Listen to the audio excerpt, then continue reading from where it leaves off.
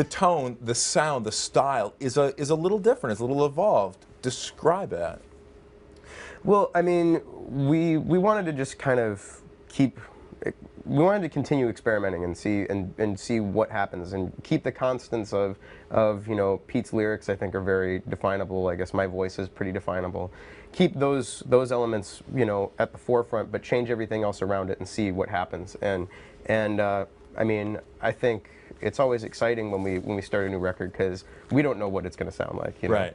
Yeah, I mean, we're fighting to be the band on radio.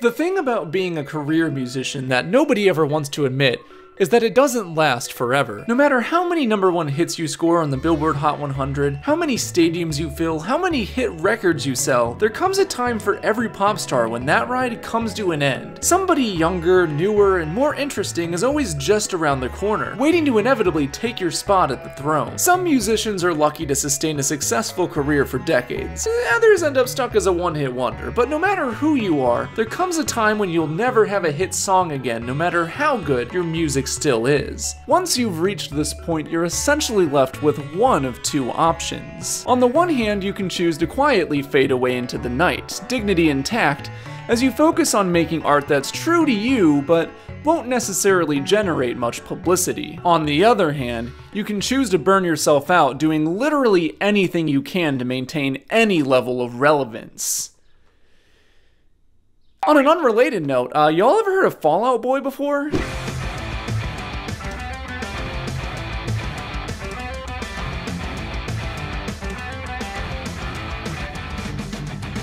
For some quick background, Fall Out Boy were a pop-punk band that formed in Chicago, Illinois around 2001, with most of its members hailing from various bands in Chicago's hardcore punk scene of the time. No, seriously, I'm not talking about pop-punk here, I mean the actual, real political punk rock scene of the time. While originally conceived as a more light-hearted, pop-oriented side project to their respective hardcore bands, Fall Out Boy quickly became their main focus once they solidified a final lineup consisting of singer and guitarist Patrick Stump, bassist and lyricist Pete Wentz, guitarist Joe Troman, and drummer Andy Hurley. Throughout the early 2000s, the band quickly began to gain popularity in the underground pop-punk scene. But by 2005, with the release of their second album, From Under the Cork Tree, the band had broken into the mainstream with 2 singles peaking in the top 10 of the Billboard Hot 100. Before this point, the band were essentially just another run-of-the-mill pop-punk group. Not too dissimilar to, say, Blink-182 or New Found Glory. But with the release of From Under the Cork Tree in 2005, Fall Out Boy fully came into their own with a notably distinct style, incorporating elements of emo music and soul into their pop-punk sound. This was only the beginning, however, as the remainder of the decade would be a wild ride for both the band and its fanbase. Their 2007 album Infinity on High debuted at #1 on the charts, alongside 2 more top 10 singles on the Billboard Hot 100, while musically the band evolved further away from their pop-punk roots to incorporate elements of R&B, funk, and soul into their sound, most notably in Patrick Stump's vocal performance, which had entirely shifted away from the nasally pop-punk style on their early material towards a more layered and soulful style similar to, say, Daryl Hall of the band Hall & Oates. This all came to a head on their 2008 album Folie à Deux, which saw the band mature and evolve even further in this direction, utilizing horns, strings, pianos, guest vocals, and layers of soulful harmonies, with the lyrics becoming more cryptic and even political at times. Nowadays, Folie à Deux is often considered to be the band's best album to date, heavily appreciated for essentially transitioning Fall Out Boy out of the pop-punk and emo scene of the early 2000s and coming into their own as genuinely skilled and talented pop rock writers. Unfortunately, at the time, fans were not quite as receptive to it as they are now. Despite getting critical acclaim, many fans were not happy that their favorite pop-punk band had seemingly left them behind in a matter of 5 short years, with the band reportedly being booed at their own shows just for playing new songs. To make matters even worse, the record failed to live up to the commercial success of their previous 2 albums and failed to produce any impactful hit songs. You see, it was around this time that rock music as a whole was on the way out, as mainstream radio was overtaken by dance songs and hip-hop, essentially ending the entire genre's 40-year dominance in the popular culture. This, along with a myriad of other growing internal tensions, caused Fall Out Boy to infamously break up at the end of 2009, ending an entire era as Blink Blink-182's Mark Hoppus shaved Pete Wentz's emo hair on stage at their final show. "We used to be a real country, with culture." As I'm sure you all know, however, Fall Out Boy did not remain broken up. In fact, their output throughout the following decade is potentially what they're most known for nowadays.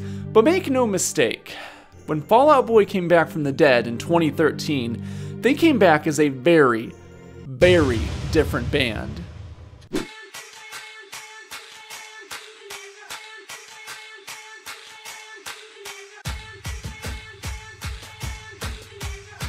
2013 was the year I first got into Fall Out Boy, and their new single, My Songs Know What You Did in the Dark, was a massive hit all over radio. While it was this song that first introduced me to the band, it was mostly their prior work throughout the 2000s that made me a fan. I unconditionally loved all of the pop rock material they'd put out over the previous decade, as it was my first foray into actually listening to albums and deep cut songs outside of what was being played on the radio. While I quickly fell in love with their discography, there was just something about their new album that didn't quite sit well with me. Everyone online always treated Save Rock and Roll like it was this natural, inevitable evolution in their sound.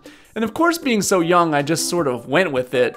But it never really felt like the same band that made all of those previous albums I fell in love with, at least beyond the surface level. It's not like I disliked it or anything, but it just felt undeniably different in a way that none of their prior creative evolutions felt up to that point. You see, after Fall Out Boy broke up in 2009, or went on hiatus as they called it, each of the band members began experimenting with their own solo careers in unique ways. Unfortunately, none of them really found much, if any, success in the mainstream, which is sort of necessary if you wanna, I don't know, make money or eat food. Lead singer Patrick Stump put out an R&B album called Soul Punk that, while nowadays has a somewhat cult classic following, at the time it was a commercial failure that was poorly received by former Fall Out Boy fans who saw him as the reason that their favorite band broke up. Bassist Pete Wentz started an electronic duo with Bebe Rexha, yes that Bebe Rexha, called the Black Cards that, you know, probably could have done well had it not imploded in on itself before they could get any music officially released.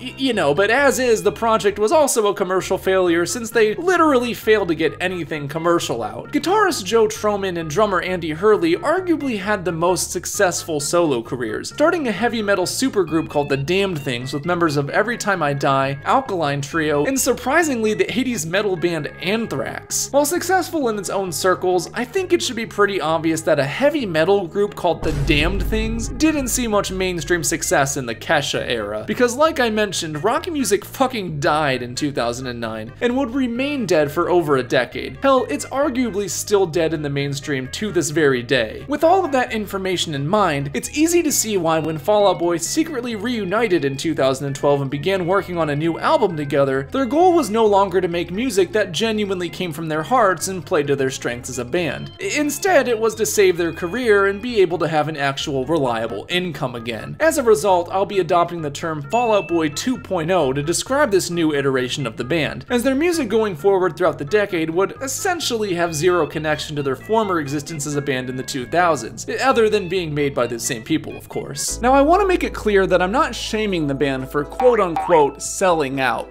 because as a creative myself, I totally understand the tightrope between making the art you want to make and, you know, needing to survive in this world. I'm sure rebooting Fall Out Boy in this way after several years of toiling away in obscurity seemed like the safest option to the members of the band. They had their other creative outlets, so Fall Out Boy from now on was going to be a vehicle for them to have a successful career on radio, and for several records straight they did just that, combine the DNA of Fall Out Boy with whatever trends were riding the charts at the moment. With each new song and album that came out, the change only became more and more apparent, and by the release of their infamous 2018 album Mania, I found myself giving up on the band entirely.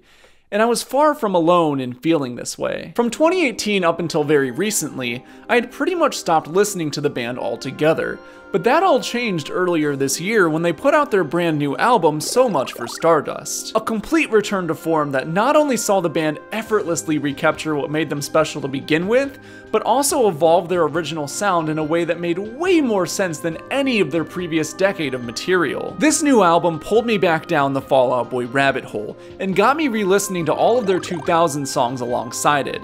And upon revisiting their classic discography, one thing became abundantly clear to me. For better or for worse, Fall Out Boy were massively holding back for the last decade in order to appease mainstream radio and continue their careers. After months of exclusively listening to the new album alongside their 2000s material, or as I call it, the Fall Out Boy 1.0 canon, I decided to revisit all of Fall Out Boy 2.0's divisive discography throughout the 2010s, to see if I can appreciate those albums more now as an adult, or if they truly did fall off during this very commercial phase of their careers. Now I want to be upfront and say that while I will be treating these albums as fairly as I can, I'm not a huge fan of this era of Fall Out Boy's career. Like, I'm not just gonna sit here and shit on them for an hour, but this is my perspective as somebody who finds these albums to miss the mark compared to what I know they're capable of. If you feel differently about this arc of their career and you enjoy these albums, that's fine. Okay, you can disagree.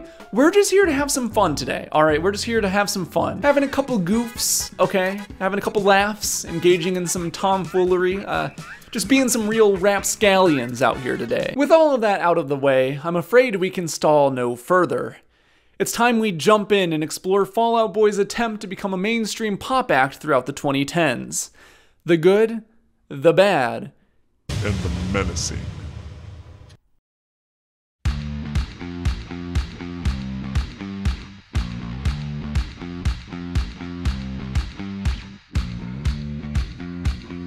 Kicking things off with the very first Fall Out Boy 2.0 record, Save Rock and Roll was released in May of 2013 to massive success, mainly due to its lead single, My Songs Know What You Did in the Dark, or Light 'Em Up as it's sometimes called, dominating radio. As I've mentioned already, this album was a complete clean break from their older music, and shot the band into the realm of 2013 radio pop rock, taking a cue from bands at the time like Florence and the Machine, Fun, and Imagine Dragons. In fact, I think the debut Imagine Dragons album from that same year, Night Visions, is probably the closest comparison point I can make. You know, the album with songs like Radioactive and Demons on it. De-emphasized guitars, sleek pop production, and drums taking more of a backseat to beats are the name of the game here. But much like Night Visions, Save Rock and Roll at least does a decent job at balancing these slick pop elements with the more organic band elements you've come to expect. There's still guitars and drums all over this album, but unlike their previous material, it's no longer the driving force behind the songs. They're simply singular elements of an overall wider, sleeker, and poppier sound. So in 2023, what do I think of this album?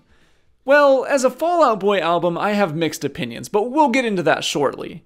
How does it fare as its own project on its own merits? Well, honestly, pretty good, I guess. I mean, I'm not a huge fan of this album or anything, but to say that it's bad would be a huge stretch. Save Rock and Roll may not sound or even feel like Fall Out Boy, but when you put that aside, there's still a lot to like about this album in my opinion. The opening track and second single, The Phoenix, is an exhilarating pump-up song, sampling a dramatic orchestral movement as the basis to build the track around. The lyrics are pretty on par with the quality of their previous releases, and it's super catchy and punchy in all the right ways. It's nowhere near being one of my favorite Fall Out Boy songs in general, but it's one of the best songs they released during the decade hands down. Missing You and Death Valley are another two great tracks that actually come somewhat close to recapturing Fall Out Boy's core essence, prominently featuring guitars and drums up front in the mix, and overall just being really tightly written and composed. They still have the sleek pop production of the rest of the album and suffer from some of the same problems that we'll get into here shortly, but they definitely come the closest to feeling like Fall Out Boy. Even on its own merits, however, I think the tracklist can get a bit shaky at times. I think this is most obvious when looking at the rest of the singles, which by far are the weakest tracks on the album in my opinion. Light 'Em Up is patient zero for the Fall Out Boy sports anthem genre of songs that we'd see crop up more and more on future releases. And while it's fine here, the repetitive Light 'Em Up chorus and the lack of a real bridge keeps it from feeling interesting on repeat listens. Alone Together is fine, I guess, but again, it has a really repetitive and, in my opinion, grating chorus that just feels like it takes up way too much of the song. There's no real bridge, it's just the chorus but slower. This is also one of the tracks that really just could have used more guitar, but it does have some prominent drumming from Andy Hurley, so fuck it, we'll take what we can get. Young Volcanoes is the final single from the album, and again, it's fine, I guess, but it just feels a bit too corny in my opinion. It's got this acoustic guitar, campfire, sing-along vibe to it that's giving youth pastor energy, and the whole thing just makes makes me cringe a bit. Plus, it's one of the several tracks on the album that doesn't feature any live drums, instead relying solely on programmed beats, which, like, whatever, I guess, but we'll get more into why I have a problem with that shortly. Save Rock and Roll also features a couple of guest stars on its track list that can be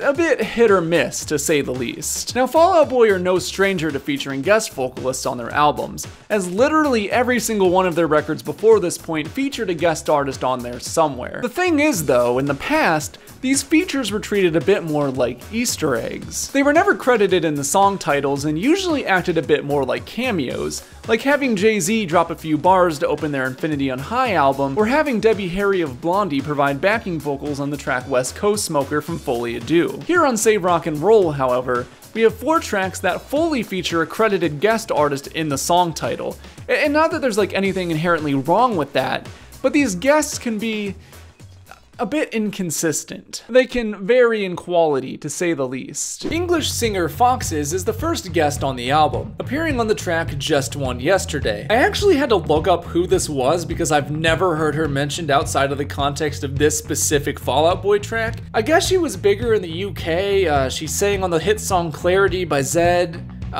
That's about all I got. I assume the band saw her as an up-and-coming singer and wanted to get her on a track before she blew up, but well, she didn't. Regardless, this is one of the stronger features on the album. The song kind of has an Adele rolling in the deep vibe going on, so including a female vocalist for a duet was a fitting idea. Unfortunately, the song itself is just sort of alright though. It's not bad, but it's definitely one of the more overproduced tracks on the album and is a bit boring in my opinion. It's got like an adult contemporary vibe going on. I guess that's not an inherently bad thing, but I don't know, songs like these just feel really far removed from what Fall Out Boy is at its core. Anyways, Foxes is definitely a talented singer and does a great job here. That's more than I can say for some of the guest features on this album. Rapper Big Sean is the second featured artist on this album and appears on what in my opinion is the worst song, The Mighty Fall. Even without the Big Sean feature, this one just feels messy. Combining a heavier guitar riff over hip-hop beats with Patrick almost rapping, it doesn't work. It doesn't work like at all. It's not a horrible song, mind you. I mean, I struggle to even call it a bad song, but it is the lowest point on this album, in my opinion. The Big Sean verse, however, is definitely what sends this one over the edge. I really have no words for this. I let her climb on top. I'm either fucking or working, so the grind don't stop. Hell yeah, I'm a dick girl, addicted to you. Like, I guess his lyrics are kind of funny in like an ironic sense, but they don't really fit the song at all. I haven't heard anyone talk about Big Sean since like 2015, and judging by his one verse on this one song, I can see why. Courtney Love appears on the second to last track, Rat-a-Tat, which unfortunately is another clunker of a feature. I admittedly don't know much about Courtney Love beyond her marriage to Kurt Cobain, but if this song is any indication of her musical abilities, well, let's just say she ain't no DJ Khaled, okay? She ain't no Jacob Sartorius. I'm saying she's bad. She just sort of raps her verses in this raspy voice, and I'm sorry, it just does not sound good, like, at all.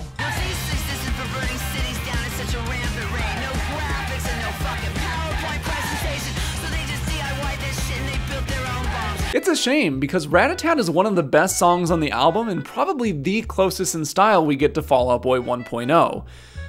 But Courtney Love, man. Courtney Love induces so much cringe in the first like 5 seconds of this song that it's a tough sell to show this to anybody. I mean, tell me you wouldn't click off after hearing this. It's Courtney, bitch. Huh. What are we doing here? The last feature on this album is Elton John of all people, who lends his vocals and plays piano on the closing title track. And I'm sure I don't need to explain to you why this is the best feature on the record, hands down. The story goes that Elton himself suggested the album be called Save Rock and Roll, as sort of an ironic middle finger to rock purists or something. I don't know, I still don't really get it. But yeah, he's here, he's on the closing track, and it's admittedly a great moment. Save Rock and Roll is a pretty good final track by itself, criminal lack of live drums aside, but Elton John really elevates the whole thing. He's definitely the coolest collab on this album. It doesn't even come close. On its own merits, I'd say that Save Rock and Roll is a pretty good pop rock album for the time. Not great, certainly shaky in places, but there's no songs that I'd say are downright bad or skippable, and there's certainly some high points on here. Unfortunately, when taking it in as a Fall Out Boy album, it starts to fall apart for me. If there's one phrase I could use to describe the entire project, it's reined in, especially with the context of their new album, which feels like a perfect natural evolution to where they left off in 2009. In retrospect, it really feels like the band is holding back hard on Save Rock and Roll to try and appease mainstream pop radio. I suppose that was the intended goal, but fuck it, I think it made for some less interesting music. Let's start with lead singer Patrick Stump. Now, by no means am I going to sit here and tell you that he gave a bad vocal performance on this album, because that simply just isn't true at all. Patrick Stump is a talented singer, and I think he does serve these songs well, but unfortunately, he doesn't really go above and beyond like he does in what I would consider to be Fall Out Boy 1.0 albums. If you go back to their previous album, Folie à Deux, you'll hear that he's constantly pulling off these crazy vocal stunts and soulful inflections in every single song, alongside layers and layers of self-harmonizing. On Save Rock and Roll, however, his singing style is a lot more straightforward pop. He's not really doing anything that feels super impressive like on their prior work. He sings a lot more in his upper register instead of using his full voice like he used to, which, spoiler, is a problem that we'll see get worse down the line. I'm not saying he doesn't use his lower register at all, but it certainly feels like a lot more of a rarity on here. And to be honest, it almost feels like he's singing out of range on some of these tracks. For a while I thought maybe he just wasn't able to sing the way he used to anymore, but their new album from this year instantly proved me wrong, because surprise, surprise, the minute Fall Out Boy are left to their own devices to make the music they, genuinely want to make again, they instantly regained all of the traits that made people a fan to begin with. Who knew? Like I said, his vocals feel reined in, sanded down, simplified. It doesn't help that they started using this weird vocal filter on him. It's almost kind of grating on the ears. Here, take a listen for yourself with this comparison. Sometimes I wanna quit this all and come an accountant now, but I'm no good at math inside the dollar is down. I wanna see the dirt under your skin. I need your broken promises. Next, let's talk about the lyrics, which are usually penned by bassist Pete Wentz. I don't think the songwriting is bad on this album, and in fact, I think some songs actually have some pretty great lyrics on par with their previous material, but again, it just feels kinda reined in, sanded down a bit, It's probably the aspect of Fall Out Boy that feels least eroded on this album, but there are some moments where it suffers, most notably the chorus of Light 'Em Up, which is literally just that phrase over and over again, but they also just overall feel a bit less poetic than they used to and a lot more simplified and just kind of, I don't know, poppy, I guess. Joe Troman does a pretty good job with the guitar playing on this album, although it's hard to tell what he contributed and what Patrick contributed since the guitars are so de-emphasized on this project. I wouldn't say it feels reined in because some of the guitar work is genuinely pretty good, but it's definitely a lot harder to appreciate. I'm not the first person to say this, but it kind of sucks that you have to pick apart the instrumentals over several listens to even on a base level appreciate the guitar playing on some of these songs. Andy Hurley got shafted the worst in my opinion, as he's downright replaced by produced beats a lot of the time, sometimes even for full songs. Even when he does get to play live drums, which to be fair is more often than I've remembered being the case, it still feels really, well, reined in. His drum rhythms are a lot more simplistic on this album. There's less fills and less energy than on their previous material. It just doesn't have that live feeling he brings to the table on their 1.0 canon. It's almost as if the drum tracks are looped samples from a recording of him rather than live drums. Not saying that's true, and in fact it probably isn't. I have literally no basis for that claim, but it's the best way I can describe how it sounds to me when you listen to the album. If you go listen to their previous record Folie à Deux, or hell, even their new one So Much for Stardust, the difference in how much they let Andy Hurley just go off in the studio is insane. Fall Out Boy 1.0 songs just have a much more alive and kinetic energy to them because of Andy's drumming, and that just feels missing here even when he is audible front and center. I want to stress honest that I do understand why people like this album. I mean, again, I don't think it's bad by any stretch of the imagination, but in a world where we now have so much for Stardust, it's really hard to go back to this album and see it as an authentic evolution in their sound. At the end of the day though, Fall Out Boy set out to make a pop record so they could continue to have a career in a world where their genre was more or less dead. And honestly, what they came up with here is pretty solid. Even if they heavily sanded down the edges of what made this band what it was, Fall Out Boy are still in there somewhere underneath all of the glossy production and pop-oriented songwriting. And on tracks like Death Valley, Miss Missing You, or hell, even the better parts of Rat-a-Tat, I think their core still shines through a bit. Unfortunately, it's going to get much more difficult to see any links to Fall Out Boy 1.0 as we move forward. And move forward we must. Later in the year, Fall Out Boy would release an EP called Paxam Days that I'm not going to fully analyze, but I thought I would at least mention it here. If you don't know what an EP is, it stands for Extended Play, and essentially acts as like a sort of mini album. While albums usually tend to have 10 to 12 songs, EPs usually only have about 3 to 4. This one is an exception, however, containing 8 punk rock songs that are all very, very short. Like, we're talking 2 minutes or less per song, which is why this is still considered an EP despite having 8 tracks. I mean, the whole thing is like 15 minutes long. I should clarify that I do mean punk, by the way, not pop punk like Fall Out Boy used to do. Yes, this EP is full of 70s style, short, fast, and loud punk songs, which is a very weird way to follow up Save Rock and Roll, right? But one I can respect, I think. To be honest, I'm not really sure who this was for. I mean, I don't think many people wanted to hear Fall Out Boy do old school punk any more than they wanted to hear them do mainstream pop, but whatever, you know, it's not super important in the grand scheme of things. I just thought I'd bring it up since it's the next release we would see chronologically. Going into 2014 was definitely an uncertain time to be a Fall Out Boy fan. At least from my perspective. Like I've said, I became a Fall Out Boy fan during the Save Rock and Roll album cycle, so from my perspective, that was just always part of Fall Out Boy's history and discography. Admittedly, however, I did start to worry about what new Fall Out Boy would sound like, as I was already realizing that it was mainly their older albums that I was a fan of. Part of me hoped that Paxam Days would signal a return to their old guitar-driven sound, but the smarter half of me knew that whatever we would get next would probably be a continuation of this new Fall Out Boy 2.0 sound. Unfortunately, the smarter half of me is smarter for a reason. In the autumn of 2014, Fall Out Boy would release a brand new single called Centuries, and this, my friends, is where we start to head off of a cliff.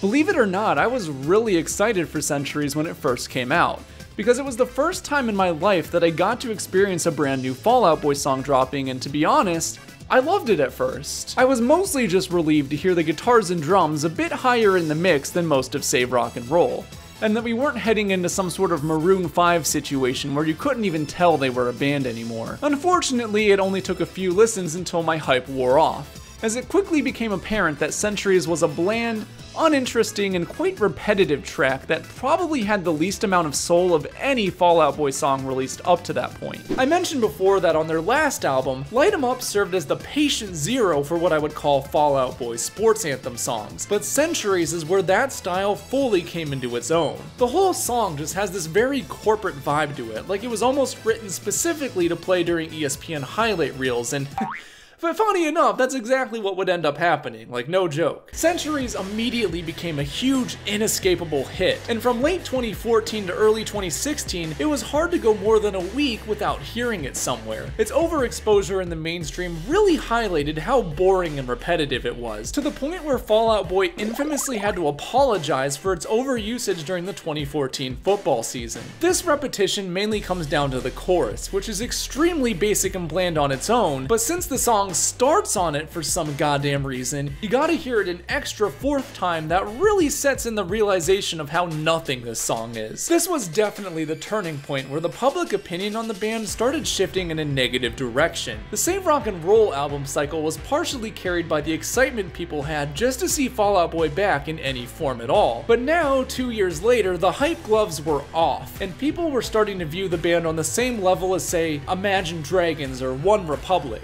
The writing was was on the wall for what direction this band was going, and unfortunately, the following album, American Beauty, American Psycho, only proved detractors correct, because boy, is this a fallout for them. Thank you, yeah, I'll be here all week. I think American Beauty, American Psycho can best be described as an album full of Fall Out Boy sports anthems, like Centuries, and the problems that I have with that song are rather indicative of the problems I have with this album as a whole. That's not to say there aren't a few tracks here and there that do something a bit more interesting or break the mold in some way, but in general, it's a pretty repetitive and bland album in my opinion. The most immediately recognizable difference in quality comes in the songwriting, which takes a massive nosedive on this record. Since the entire album was mainly molded by the success of Light 'Em Up, a majority of the tracks suffer from the same songwriting problems that it had. The verses are usually well written enough, not on par with their older albums mind you, but you know, at least serviceably good. But there's a huge chorus problem on this album where they all either feel really underbaked or just downright non-existent. Let's compare the chorus of a track on 2007's Infinity on High to the title track on this album, and I think you'll see where I'm coming from. So put your hands in the air and don't make a sound.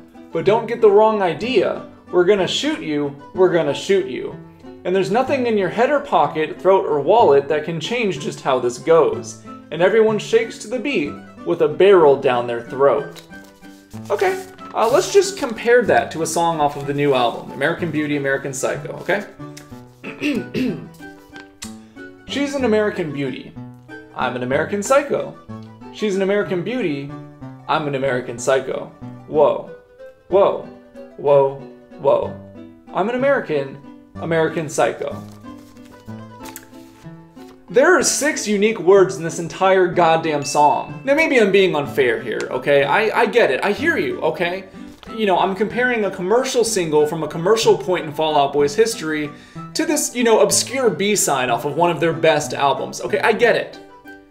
You wanna play fair?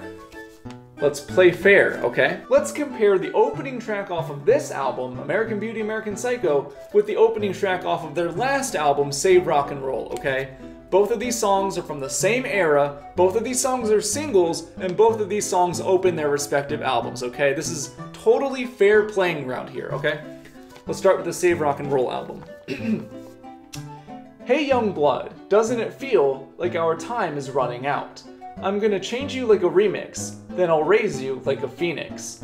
Wearing our vintage misery, no, I think it looked a little better on me. I'm gonna change you like a remix, then I'll raise you like a phoenix.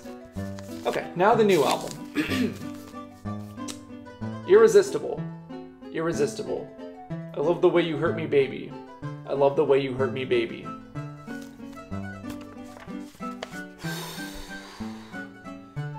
Nah, but this was always just meant to be a natural evolution of their artistic abilities. Now obviously I'm cherry picking a little bit here, okay? There are definitely stronger choruses on the album than what I just showed you. But on the whole, this just speaks to the problem I have with the songwriting on this record. Almost every chorus is either just completely anemic like the ones I've shown, or is just very, very basic, bland, and repetitive. The only song I'd consider to have a fully fleshed out chorus is Novocaine, which hands down is the best track on the album. It was apparently originally written for Save Rock and Roll, and if true, it makes a lot of sense. Even the verses, which are mostly fine, just lack the bite and edge that Fall Out Boy lyrics used to have back in the day, or hell, even now. There are so many classic lines on their 1.0 albums that just stick with you when you hear them. Got a lot of friends who are stars, but some are just black holes. I sing the blues and swallow them too. Oh, this is a good one. They say the captain goes down with the ship. So when the world ends, will God go down with it? Now that's a hard line. Okay, I'm never gonna give you up. Never gonna. Okay, who snuck this one in the script? The other noticeable difference on American Beauty, American Psycho is the further change in sound, as by 2015, the landscape of pop music had altered once again. Simply doing the contemporary indie pop sound on Save Rock and Roll again wasn't gonna cut it, as by this point, hip hop had become the dominant genre in the United States. So on this album, Fall Out Boy sort of tried to adapt their sound into the world of hip hop for better or worse.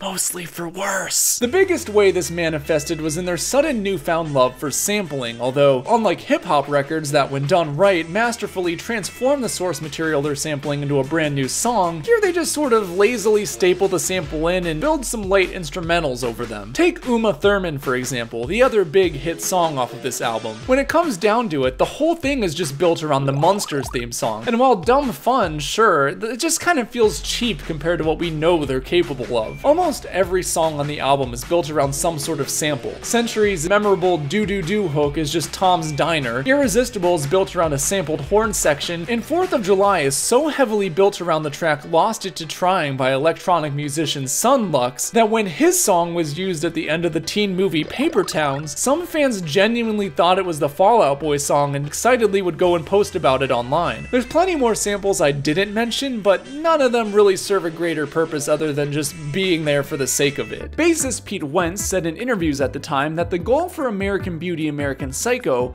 was to try and emulate the way that hip-hop artists make albums, citing how a major world event can happen and a rapper can have a song out about it within the week, or something like that. Now on paper this makes sense, and I can kind of see where he's coming from with it, but in practice, did this actually work out?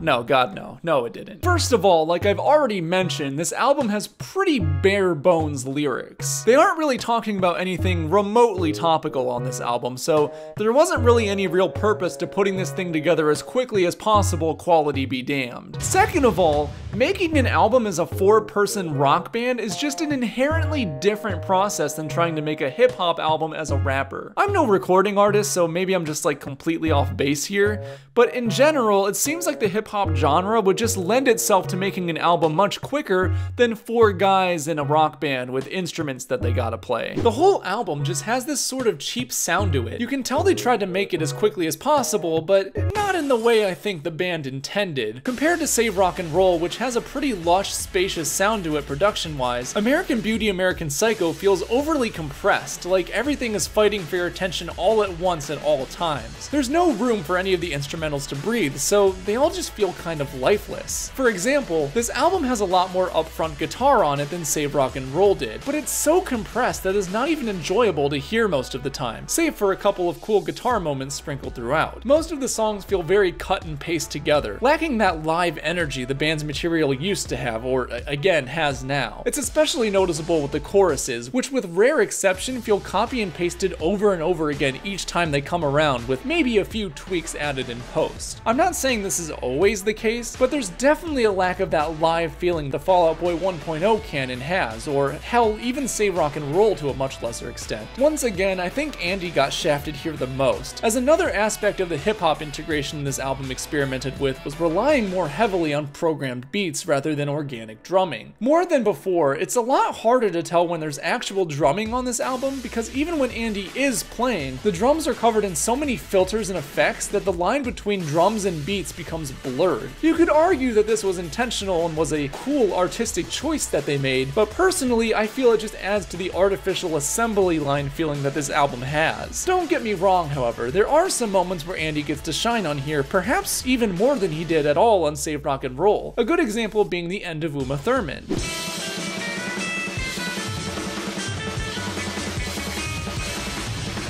It's a small moment, sure, but it's that bit of punk energy that was just completely missing from Save Rock and Roll's drumming anywhere. I of course have to shout out the track Favorite Record as well, which is almost entirely guitar and drum driven, and probably the closest in style we get to their old stuff on the whole album. You can just feel the difference in energy that song has getting to let the guitars and drums flourish, although unfortunately it still suffers from that sort of Fall Out Boy 2.0 style of songwriting. I don't even just mean the lyrics, like I'm not even sure how to explain it, but there's just something different about the way Patrick writes the melodies on these Fall Out Boy 2.0 albums compared to their 1.0 canon. They're a lot more simplistic and they just don't hit as hard. I've sort of workshopped this theory while researching for the video, that Fall Out Boy are at their best when they kind of sound like if Hall & Oates fronted a pop punk band in the 21st century. When you throw on 2007's Infinity on High, for example, you're met with these thrashing guitars and hard-hitting drums that just slap you in the face, and then the lead singer comes in and just sounds like a modern day Daryl Hall. I know on paper that probably sounds like the worst thing ever, but trust me,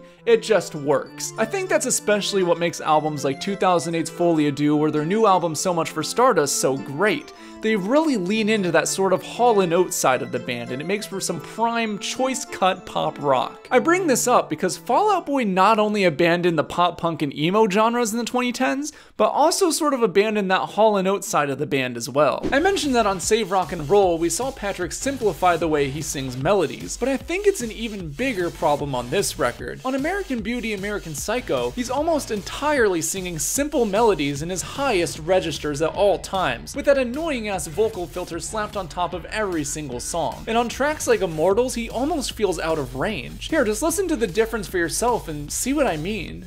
I'm the only one who's gonna get away with making excuses today. I'll be the watcher of the eternal flame.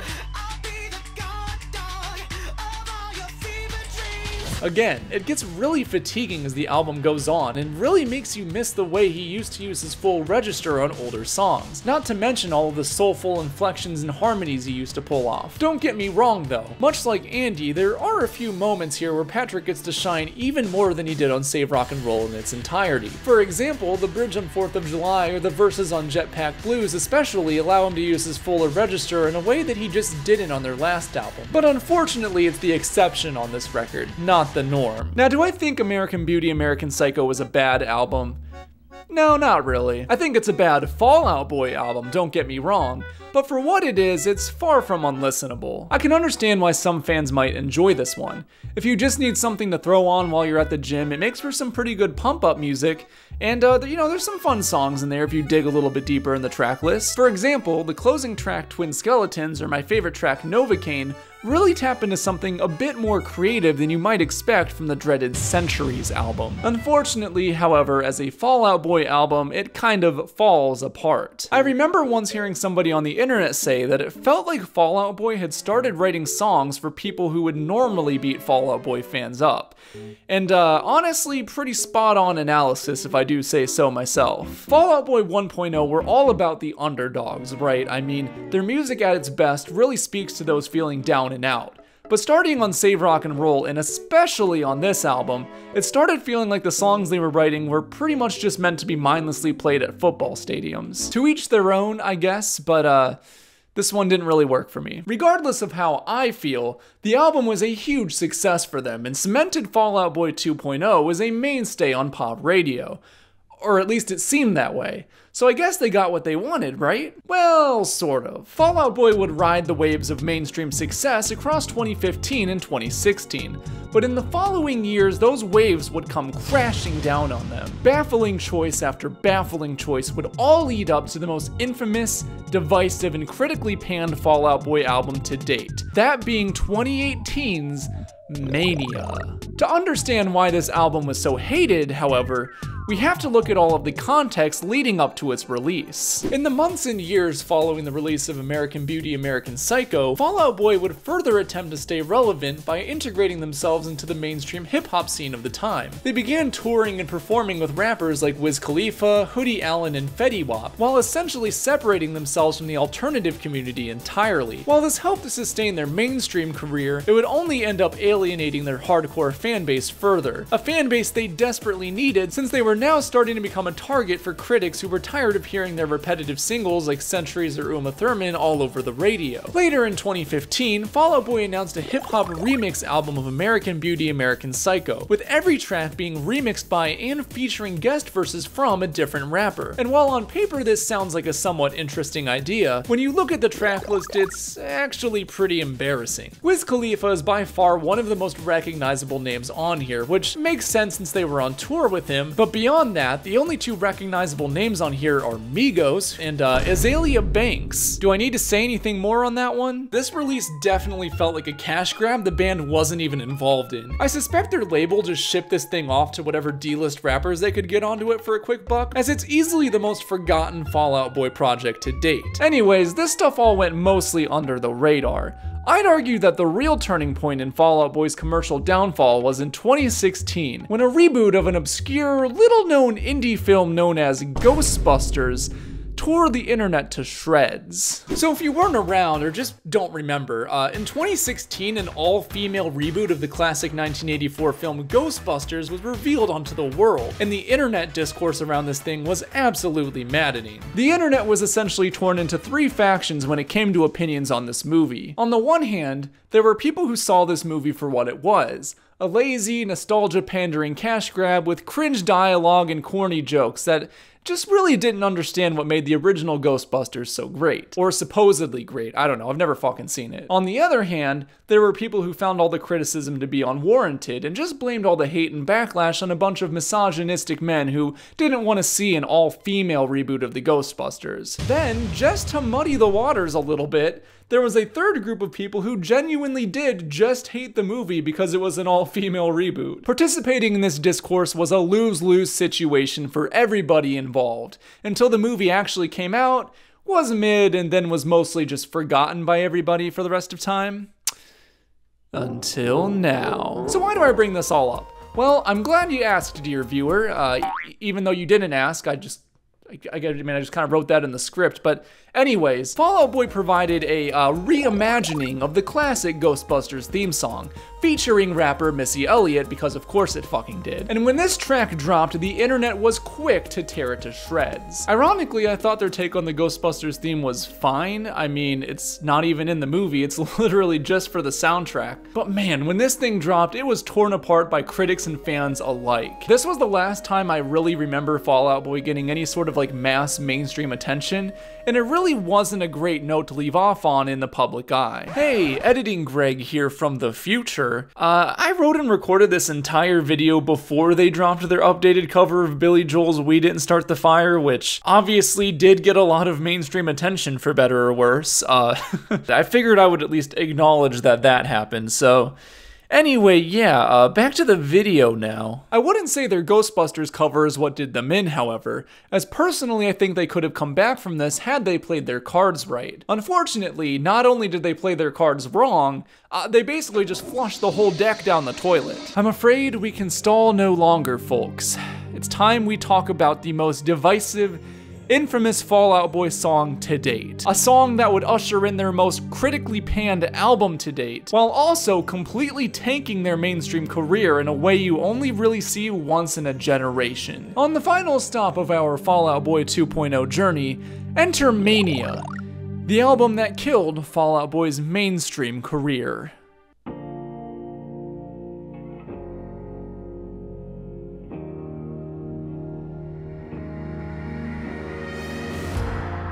Fans were first teased of the Mania album cycle all the way back in late 2016, when Pete Wentz posted a photo to his Instagram featuring all of their albums up to that point captioned, "Someday we gotta make the purple one," drawing attention to how they've always alternated between blue and red color schemes on their album covers, or at least that was the idea. Now with their older albums this makes sense, I mean they very clearly alternate between a red and a blue color palette, but with their most recent two records at that point, you'll notice that they swapped them out for alternate artwork, because the actual album covers don't follow that color scheme at all. So already our first taste of Mania was built upon a complete stretch of a concept, but still, fans were excited for what this could all mean. Some fans theorized that this meant Fall Out Boy's next album would be a blend of their old and new styles, while others found this to mean that they'd be going in a brand new direction altogether. Either way, after American Beauty, American Psycho, I think we were all just a little desperate for any much needed shakeup for this band. Little did anyone know just how much things would be shaken up. The Mania era would officially kick off a few months later on April 21st, 2017, and let me tell you, as someone who lived through it, from the very get-go, the promotional cycle for this album was a complete disaster. The band posted a cryptic image to their Instagram teasing something called Mania Entertainment Group, hinting residents of Chicago to silence their phones at 11 a.m., and captioning the post with one long, uninterrupted block of addresses. Now, bands and artists promoting their new material with ARGs, or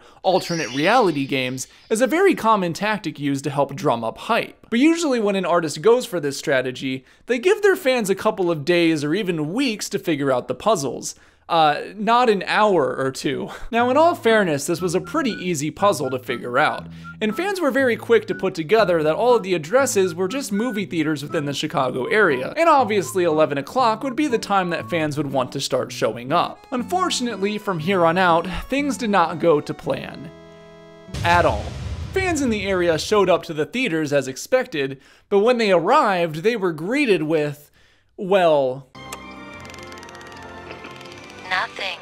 Fans were expecting to see members of the band at these locations, or at the very least recordings of them, or just something. But instead, they were met with confused, underpaid employees who had no idea what the hell they were talking about. This went on for hours and hours, and by the middle of the afternoon, there had still yet to be literally any revelation on what the fuck was supposed to be going down in these theaters, okay? People, we were clueless. Eventually, the band just sort of gave up, and Pete once tweeted out that fans were supposed to buy a ticket to a movie and go inside the actual screening. It's understandable why nobody did this, because even back in 2017, movie theater tickets were not cheap. At all. Fans weren't coming to see a movie, okay? They were coming to see Fall Out Boy, or at the very least to learn new information about Fall Out Boy. Shortly after he tweeted this out, fans began posting online what they saw. And are you ready to hear what it was? Was it a surprise new album release? A new song release? Hell, maybe even a new tour announcement? Nope. Nope, none of that at all. During the previews, a 20-second teaser trailer would play, informing fans that a new single would drop, just, you know, not right now. How long of a wait? Oh, you know, just 8 fucking days. This was not a good foot to start the Mania era off on, causing mass confusion among fans and then making them drive out of their way to some movie theater to pay a good chunk of change to see a movie they probably didn't want to see, all just to be advertised a teaser clip that very easily could have just been posted on Twitter and had the exact same effect. And if you were wondering, no. The teaser didn't include any sort of preview or any sort of sample of the new song. It was just a huge waste of everyone's time. Once the chaos died down, however, fans were quick to realize that, hey, a new Fall Out Boy song was dropping in a week. I mean, that's not bad news. And so the irritation quickly turned back into excitement. Unfortunately, that song was Young and Menace, the single that killed Fall Out Boy 2.0. I'm not joking when I say that Young and Menace is one of the worst, most unpleasant, and confusing pop songs I've ever heard in my life. And if you haven't heard from Fall Out Boy since 2016, this song is the reason why. This thing did not chart on the Billboard Hot 100 at all. It was a huge flop, which was unheard of for Fall Out Boy. The last time a lead single from one of their albums wasn't a charting hit song was all the way back on their 2003 debut album, Take This to Your Grave. And when you hear what fans were given, it's easy to see why this happened. I want to preface this by saying that I understand there are people out there that love and defend this track, and if you're one of them, that's valid, okay? Music is subjective, and this is just my opinion. However, I am not one of those people, okay?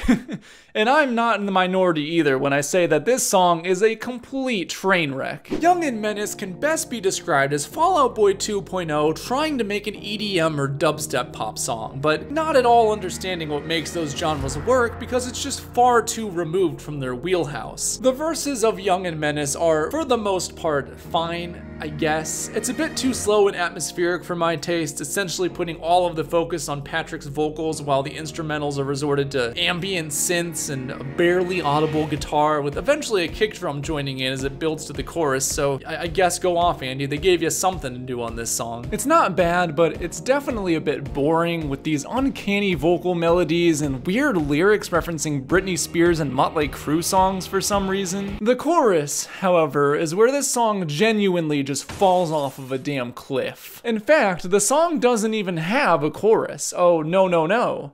Instead, Fall Out Boy opted to go for a bass drop. And it's one of the worst bass drops I've ever heard in my life. There's no way for me to explain this to you without just showing it, so here's a 10-second clip of the bass drop, and I think you'll see where I'm coming from when I say it's just very unpleasant to listen to and just very weird and strange in a way that just doesn't really work.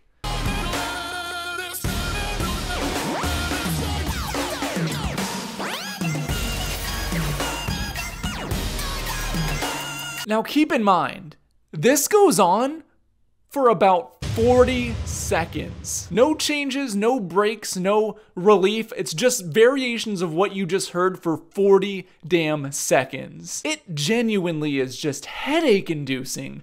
And while the other 2 times this bass drop comes around are a much shorter and reasonable length, I think only about 20 seconds each, altogether, you're still listening to that awful bass drop for about a third of the song. I can't even really call it EDM because while it is electronic, it certainly is not dance music. You cannot dance to this. Young and Menace is the only time a band I liked dropped a song that genuinely ruined my day. I can't even say I was disappointed by this. I was just genuinely shocked that a band I held in such high regard could release a song this confusingly horrible. I remember when it dropped, it was like the middle of a school day, right? It was like right before my first class after like homeroom. And me and one of my friends, we went to the bathroom to listen to the song before class, you know, as you do. We started listening to it and he skipped past like the verse after a few seconds because we were both like, yeah, this is kind of weird. But as soon as that chorus started playing, he immediately just shut it off and was like, hey man, let's get back to class. And I was like, yeah.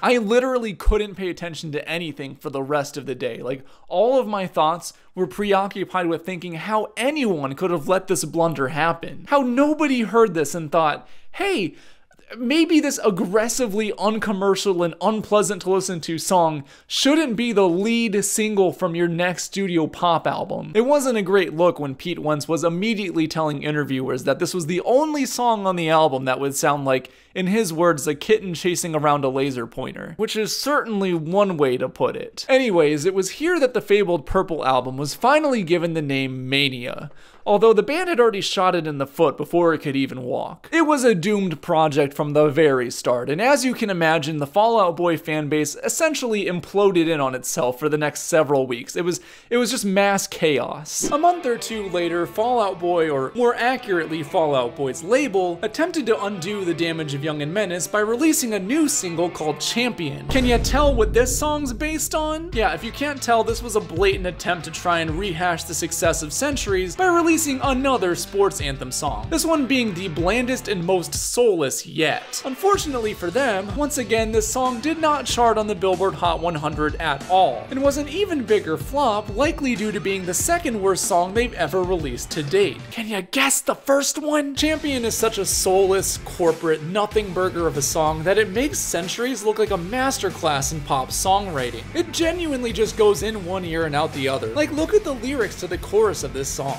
If I can live through this, if I can live through this, if I can live through this, I can do anything.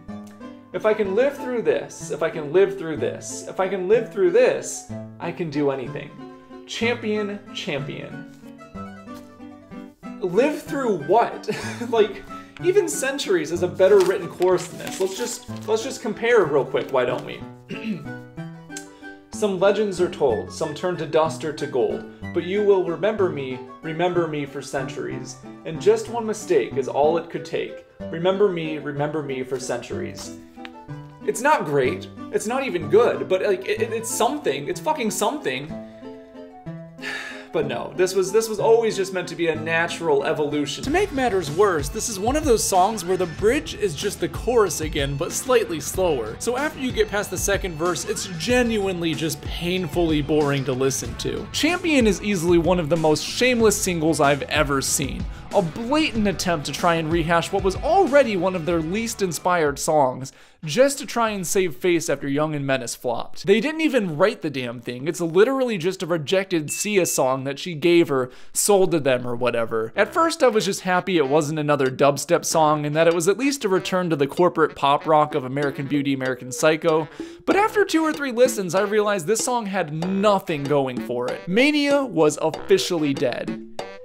To me, at least. In July of 2017, Patrick Stump would post a message to his rarely used personal Twitter account announcing that Mania would be delayed from a September 2017 release all the way back to February of 2018. And not only that, but they would be entirely scrapping the album and starting over from scratch, unhappy with the direction the recording process was going. It's been about 6 years, so I don't remember exactly where I saw this, but I know for a fact that it came out around this time that when they had released Young and Menace back in in April of 2017, the Mania album was barely in production. I believe they only had that one song finished with like 2 or 3 others in the works, which like, if you're gonna build this whole album around like mania disorder and like the whole purple theme or whatever, maybe you should fucking write it first. Like, again, take that with a grain of salt because, you know, there could have been more done than just that. I could be a little bit off, but I swear to you, the album was barely in production. Anyways, fans were mostly excited rather than upset because,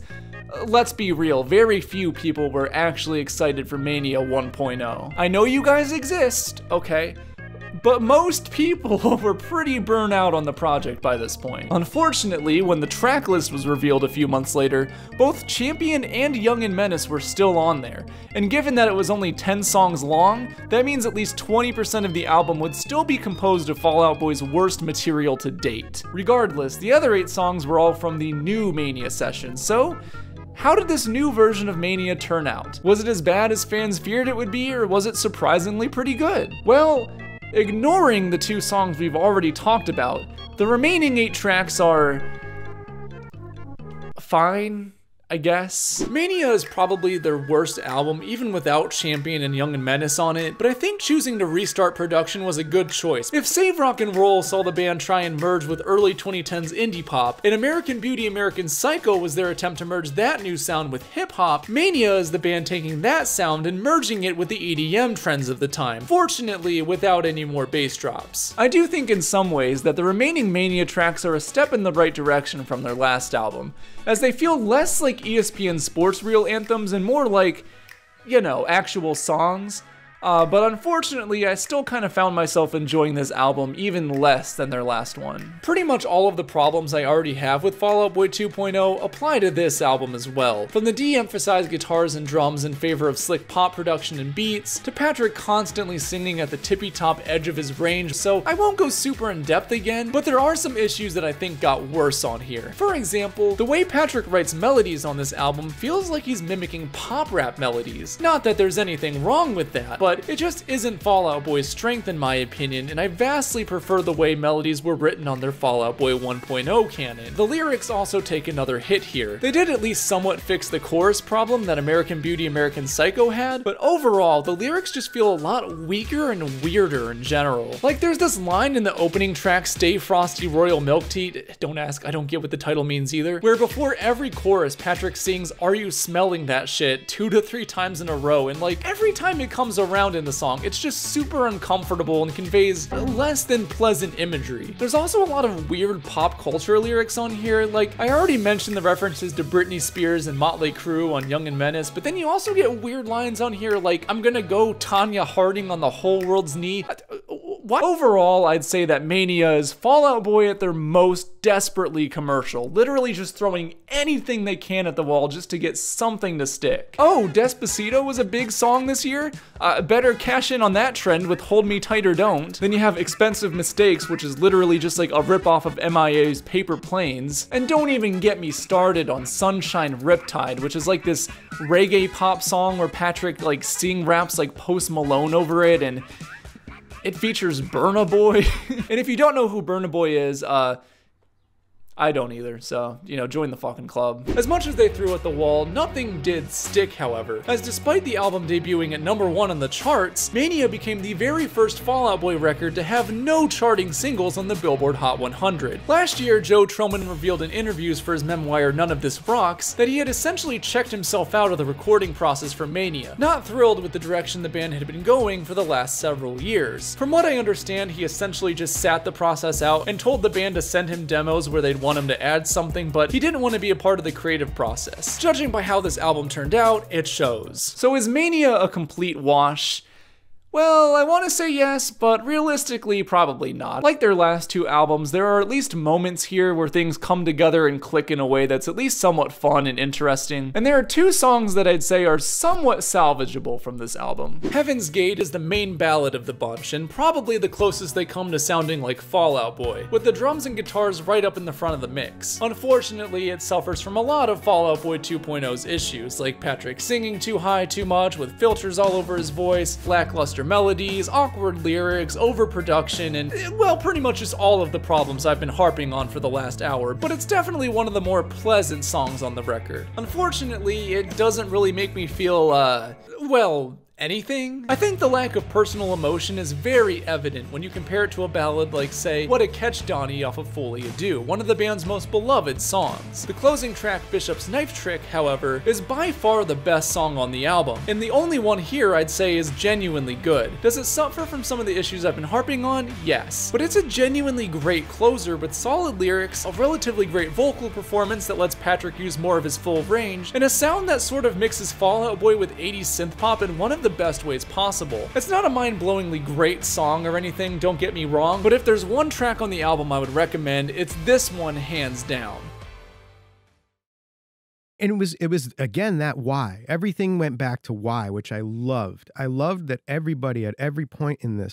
Joe, frankly, was kind of like hesitant to do a record, and he's like, and I was like, well, what are you hesitant about? He's like, well, I want to make something that we like savor. I want to make something that like we go in and we really spend the time. You know, it's one of those things where technology, it's amazing how fast you can make a record now, and it's glorious, and sometimes it's so spontaneous and amazing, and you leave the studio like, that was crazy. We've written songs before, you know, and recorded them in the span of an hour and been like, that was incredible. But there is something about the, like, you know, like an old, like your grandmother making dumplings or something, and, you know, everyone's just made lovingly or whatever. Like Joe was like, that was his condition of making a record. And I'm like, yeah, okay, totally. Like I like make a record where we spend, you know, we spend days on mic placements. Chew your you know? food. Yeah, exactly.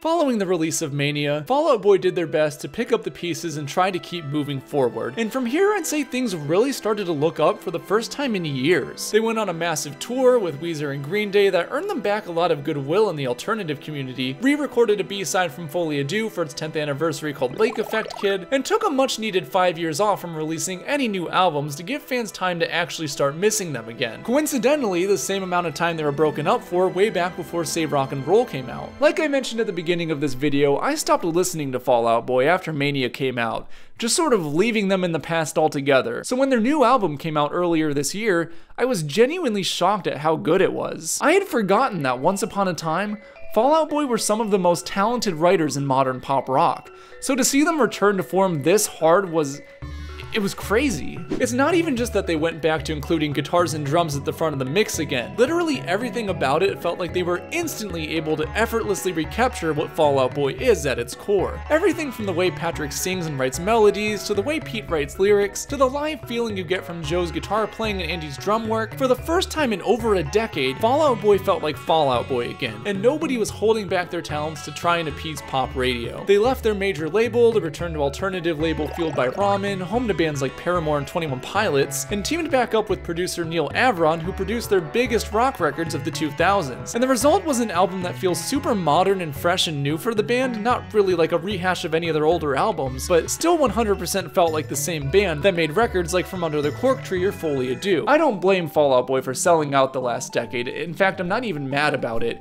because getting their bag like they did allowed them to no longer have to worry about their career and just make the music that Fall Out Boy makes when those four individuals come together and create something true to themselves. I think So Much for Stardust is proof that even if Fall Out Boy did believe in their last decade of material, which, to be fair, I think they did to some degree, it was never meant to be a continuation of Fall Out Boy beyond name recognition. Pete has said that So Much for Stardust is indicative of the next phase of their career, and for the first time in my life, I'm genuinely excited to see what this band does next. Sure, it's possible that they could sell out again, or even make an album that's like a blend between Fall Out Boy 1.0 and 2.0, essentially rendering this entire video's thesis obsolete, which would be great, but as of right now, I have no reason to be scared. Fall Out Boy 1.0 is back, and whether that's permanent or temporary, I couldn't be happier.